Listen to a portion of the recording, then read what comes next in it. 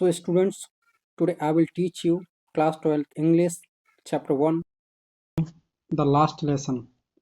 तो जो last lesson है इसके जो राइटर हैं वो हैं Alphonse Daudet. Alphonse Daudet was a French novelist and short story writer. जो अल्फोंस डोडेट थे वो 1840 से 1897 के एक फ्रेंच के उपन्यासकारक एंड शॉर्ट स्टोरी लघु कथा लेखक थे। नॉवेलिस्ट मीन्स होता है उपन्यासकारक, शॉर्ट स्टोरी का मतलब होता है लघु कथा। द लास्ट लेसन अंतिम पाठ एज सेट है आधारित इन द डेज दिनों पर of the Franco Prussian war. War means होता है युद्ध। जो लास्ट लेसन है वो आधारित है फ्रैंको प्रशियन वॉर के दिनों पर 1840 में 1840 से 1871 में हुआ था जो इन विच जिसमें फ्रांस वाज डिफीटेड जिसमें फ्रांस को हराया गया था बाई प्रशिया के द्वारा लेड बाई बिस्मार्क जिसे बिस्मार्क लेड कर रहे थे। जिस लेड मीन्स होता है नेतृत्व करना, लेड बाई बिस्मार्क जिसका नेतृत्व बिस्मार्क कर रहे थे। इन विच जिसमें फ्रांस को हराया गया प्रशिया के द्वारा जिसका नेतृत्व बिस्मार्क कर रहे थे या बिस्मार्क द्वारा किया जा रहा था। प्रशिया देन कंस्टेड उस समय जो प्रशिया था प्रशिया में शामिल थे उस समय तब प्रशिया में शामिल थे of what now are the nation of Germany, Poland and parts of Australia. उस समय प्रशिया में शामिल थे ऑस्ट्रेलिया, पोलैंड, जर्मनी। इन देशों के कुछ हिस्से प्रशिया में शामिल थे। कंस्टेंट मीन्स होता है शामिल। इन दिस स्टोरी इस कहानी में द फ्रेंच डिस्ट्रिक्ट फ्रांस के जिले of Alsace and Lorraine Alsace और Lorraine have passed into the Prussian hands. इस कहानी में जो फ्रांस के जिले थे अल्सेस और लॉरेंस प्रशिया के कब्जे में चले जाते हैं, प्रशियन के हाथों में चले जाते हैं। रीड द स्टोरी, स्टोरी को पढ़ो, फाइंड आउट करो what effect this had on life at school कि इसका स्कूली जीवन पर क्या प्रभाव पड़ा था। आपको ये कहानी पढ़नी है और आपको बताना है कि इसका स्कूली जीवन पर क्या प्रभाव पड़ा। तो हमने क्या देखा लास्ट लेसन, इसके राइटर अल्फोंस डोडेट हैं। इन्होंने उपन्यास राइटर वगैरह 1840 से 1897 में जो कुछ भी किया था, ये वॉर हुआ था एक फ्रैंको प्रशियन वॉर, इसी पर यह आधारित है। ये कब हुआ था? 1870 से 1871 में हुआ था। इसमें क्या किया गया था? फ्रांस को हराया गया था प्रशिया के द्वारा, लेड बाई बिस्मार्क, जिसमें बिस्मार्क लीड कर रहे थे, इसका नेतृत्व कर रहे थे। और कुछ नहीं ध्यान में रखना है। अल्फोंस डोडेट इसके राइटर हैं। I start for school very let that morning. That morning उस दिन सुबह मैं चला स्कूल के लिए बहुत देर या देरी से चला था मैं उस दिन स्कूल के लिए। And was in great dread of a scolding. Dread में से होता है भय या डर और स्कॉल्डिंग का मतलब होता है डांट। मुझे भय था कि मुझे डांट पड़ेगी, specially because M Hamel had said that he would question us on participle. खासकर इसलिए एम हमेल ने कहा था कि he would question us on participles कि वो प्रश्न पूछेंगे, अस हमसे, ऑन पार्टिसिपल्स कृदंत पर वो हमसे प्रश्न पूछेंगे।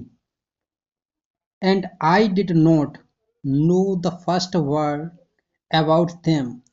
और मैं नहीं जानता था पहला अक्षर भी about them.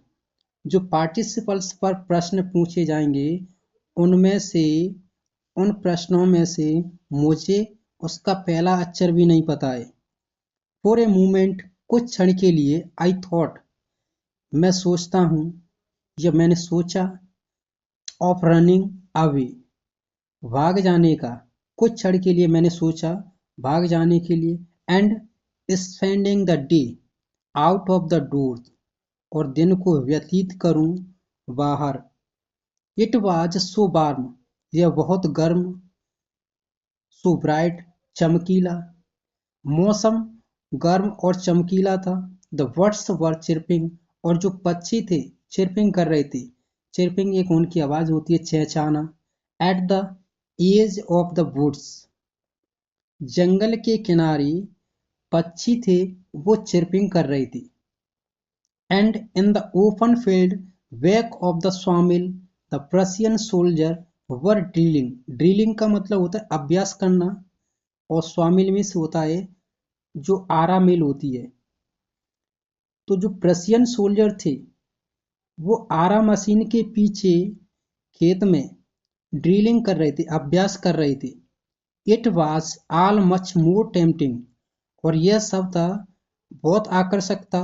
Then the rule for participles, जो पार्टिसिपल्स के रूल थे उससे यह आकर्षक था। टेम्पटिंग मीन्स होता है आकर्षक।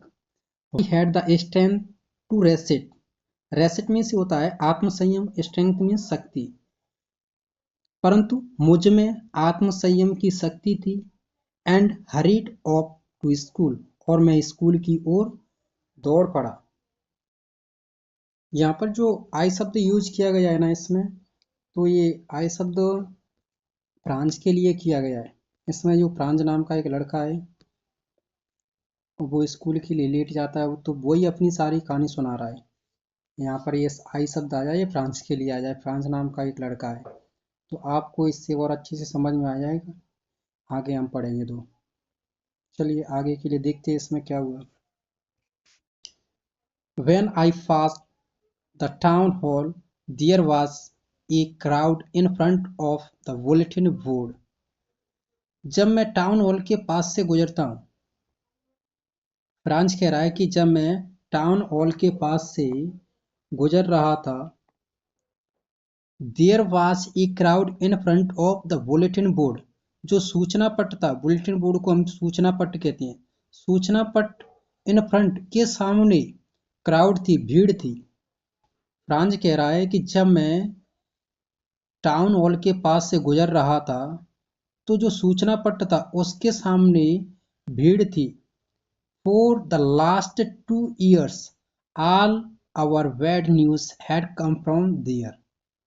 अब फ्रांस कहता है कि फॉर द लास्ट 2 years, पिछले 2 सालों से, ऑल आवर बैड न्यूज, हमारी सभी बुरी खबर, हैड कम फ्रॉम देयर, वहां से ही आ रही थी। फ्रांस कहता है कि पिछले 2 सालों से, फ्रांस कह रहा है कि पिछले 2 सालों से जितनी भी बुरी खबरें वहां से आ रही हैं या फिर वहीं से आई थी। आगे पढ़ती द लॉस्ट बैटल, चाहे वो खबर युद्ध में पराजय की हो, या फिर द ड्राफ्ट, या फिर सेना में भर्ती की हो, the orders of the commanding officer, या फिर खबर चाहे वो हो orders of the commanding officers की हो, सैनिक अधिकारी के आदेश की हो। और and I thought to myself without stopping, और मैंने बिना सोचे, बिना रुके, I thought to myself without stopping, और मैंने बिना रुके और सोचे, what can be the matter now, कि अब मैटर में से होता है बात, कि अब क्या बात हो सकती है, क्या मामला यहाँ पर, इसके बारे में ना सोचते हुए मैं वहां से चल देता हूँ। ऐसा फ्रांस कह रहा है।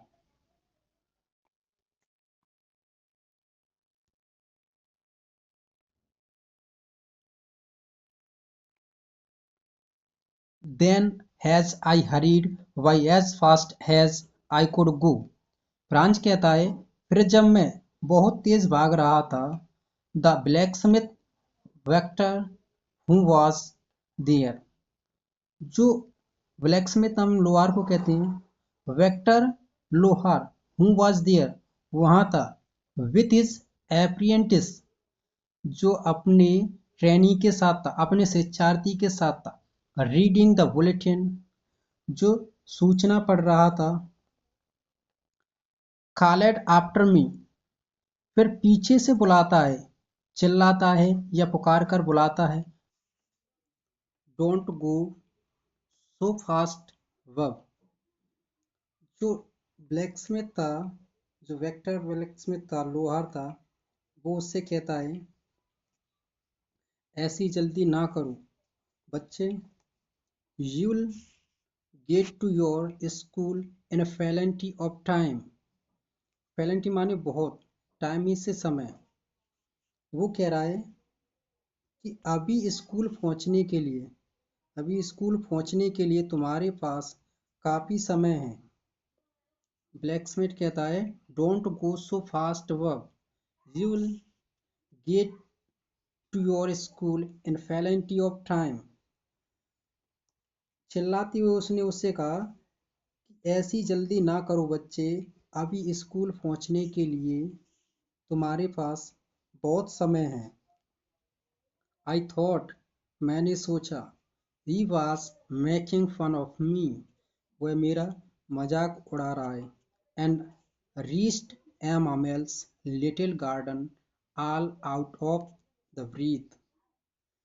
और मैं एम अमेल के जो छोटा सा गार्डन था उसके पास पहुंच गया।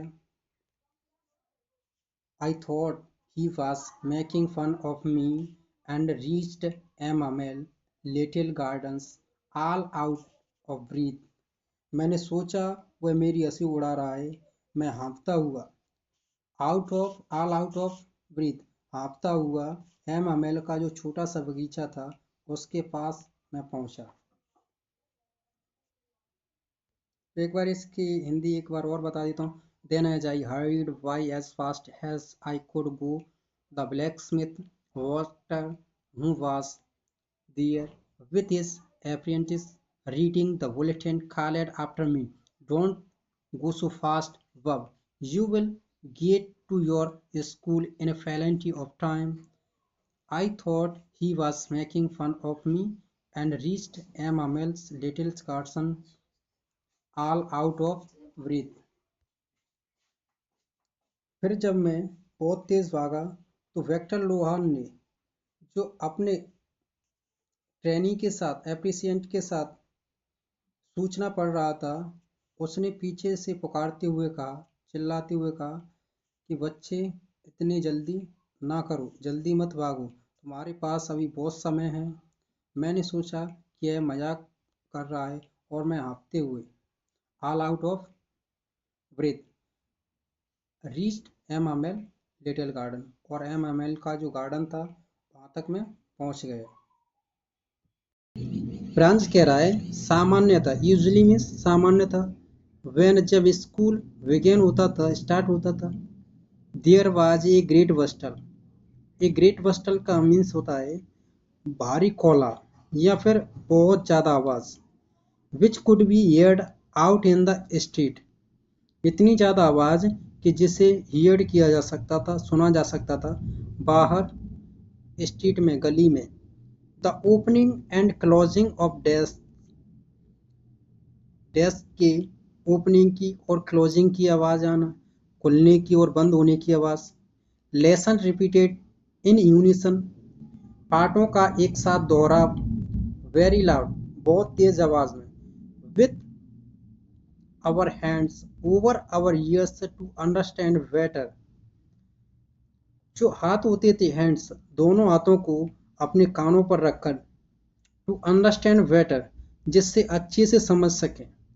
And the teacher's great ruler rapping on the table, और जो टीचर्स होते थे, शिक्षक अपने जो रूलर को, जो उनके पास डंडा होता था, उसे रैपिंग करते थे, पटकते थे ऑन द टेबल, टेबल पर। फ्रांज कह रहा है सामान्यतः जब स्कूल स्टार्ट होता था वहां पर बहुत ज़्यादा शोर रहता था। Which could be heard out in the street, जिसे गली के बाहर सुना जा सकता था।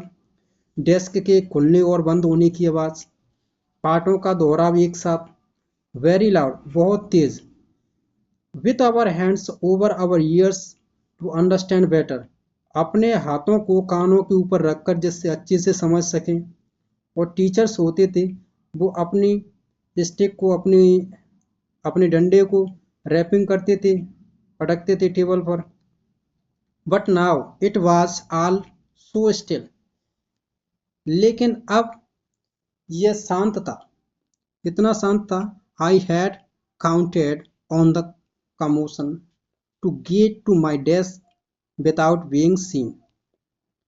और फ्रांस कहता है कि I had counted on the commotion, जो शोर था, जो इतना हलचल होती थी स्कूल में, उसने सोचा था कि आई हैड काउंटेड, विचार लगाता है वो, अपना प्लान बनाता है कि मैं इस कमोशन में टू गेट माई डेस्क, अपनी डेस्क पर पहुंच जाऊंगा, अपने स्थान पर पहुंच जाऊंगा, विदाउट बीइंग सीन, बिना देखे। बट ऑफ कोर्स, लेकिन that day everything had to be as quiet as Sunday morning. लेकिन फ्रांस क्या कह रहा है? But of course that day everything had to be as quiet as Sunday morning. लेकिन उस दिन सब कुछ इस तरह था, एज क्वाइट एज, उतना शांत था जैसे संडे को रहता है। उस दिन सब कुछ बिल्कुल उस तरह था जैसे संडे के दिन स्कूल में रहता है, उसी तरह से शांति थी। Through the window I so my classmate already in their places. खिड़की के माध्यम से आई सो, मैंने देखा, माई क्लासमेट्स, मेरे जो सहपाठी हैं, ऑलरेडी, पहले से ही, इन देयर प्लेसेस, अपने स्थानों पर बैठ चुके हैं। And M Hamel walking up and down with his terrible iron ruler under his arm. और एम हमेल हैं, वो वॉकिंग कर रहे हैं अप एंड डाउन, इधर उधर। अप एंड डाउन मीन्स इधर उधर क्या कर रहे हैं? वॉकिंग कर रहे हैं। With his terrible, terrible means भयानक, आयरन रूलर, उनके पास एक खतरनाक सी आयरन रूलर है, जो कह सकते हैं लोहे की रॉड है उनके पास। अंडर एज आर्म, जो अपनी कांख में दबाए हुए, आर्म भुजाओं में दबाए हुए। I had to open the door and go in before everybody. मुझे दरवाजा खोलना पड़ा, मुझे दरवाजा खोलना पड़ा, और सबके सामने प्रवेश करना पड़ा। गो इन बिफोर एवरीबॉडी, दरवाजा खोल करके मुझे सबके सामने प्रवेश करना पड़ा।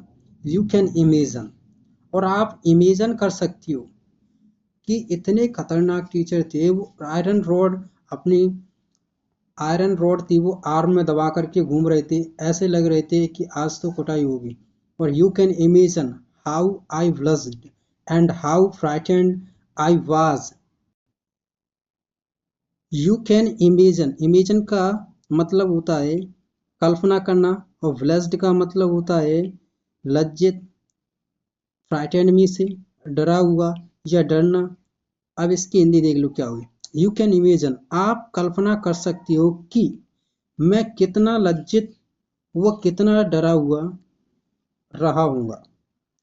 फ्रांस कह रहा है कि यू कैन इमेजिन, आप समझ सकते हो, आप कल्पना कर सकते हो कि मैं कितना लज्जित हूँगा, कितना blessed, and how frightened I was, कितना मैं लज्जित हूँगा और कितना डरा हुआ हूँगा। क्योंकि उस समय वो अपने आर्म में एक आयरन रॉड को लिए हुए इधर उधर घूम रहे थे, और ऑलरेडी सारे बच्चे वहाँ पर पहुँच चुके थे, जितने भी क्लासमेट थे। अब मैं अकेला बचा था, ऐसा फ्रांस कह रहा है। चलिए एक बार इसको और फिर से पढ़ लेते हैं, जिससे अच्छे से समझ में आ जाएगा जल्दी जल्दी से। Usually when school began there was a great bustle. सामान्यतः जब स्कूल शुरू होता था, वहाँ पर बहुत ज़्यादा शोर होता था। Which could be heard out in the street, जिसे गली के बाहर सुना जा सकता था। The opening and closing of desk, desk के खुलने और बंद होने की आवाज़। लेसन रिपीटेड इन यूनिसन, पार्टों का एक साथ दोहराना, वेरी लाउड, बहुत तेज, with our hands over our ears to understand better, और अपने हाथों को our hands over our ears to understand, अपने हाथों को अपने कानों के ऊपर रखकर अंडरस्टैंड टू बेटर, जिससे अच्छे से समझ सकें। And the teacher's great ruler rapping on the table, वो जो टीचर्स थे वो अपनी रैपिंग करते थे अपनी स्टिक को, जो भी डंडा होता था उसको टेबल पर। But now it was also still, लेकिन अब ये सब इतना शांत था। I had counted on the commotion to get to my desk without being seen, और वो कहता है कि मैं अपना प्लान बनाता हूँ, काउंटेड में से कोई प्लान बनाना या विचार बनाना, ऑन द कमोशन उस हलचल में, उस शोर में, to get my desk without being seen, बिना देखे अपनी डेस्क पर पहुंच जाऊं। But of course that day everything had to be as quiet as Sunday morning, लेकिन वो कहता है उस दिन, that day everything had to be as quiet as Sunday morning, उस दिन सब कुछ ऐसा था जैसे संडे की मॉर्निंग में होता है। Through the window I so my classmate already in their places, window के माध्यम से, खिड़की के माध्यम से मैंने देखा कि मेरे जो सहपाठी हैं पहले से ही अपने स्थान पर बैठ चुके हैं। And M Hamel walking up and down with his terrible iron ruler under his arm, और एम अमेल जो टीचर हैं वो वॉकिंग कर रहे हैं, घूम रहे हैं इधर उधर, विथ हिज टेरिबल, अपनी खतरनाक आयरन, जो लोहे की स्टिक है उनके पास डंडा है, उसको अपने बाहों में दबा करके। I had to open door and go in before everybody, मुझे दरवाजा खोलकर सबके सामने जाना पड़ा। You can imagine I blushed and how frightened I was, आप इमेजिन कर सकते हो कि मैं कितना लज्जित और डरा हुआ रहा हूँगा।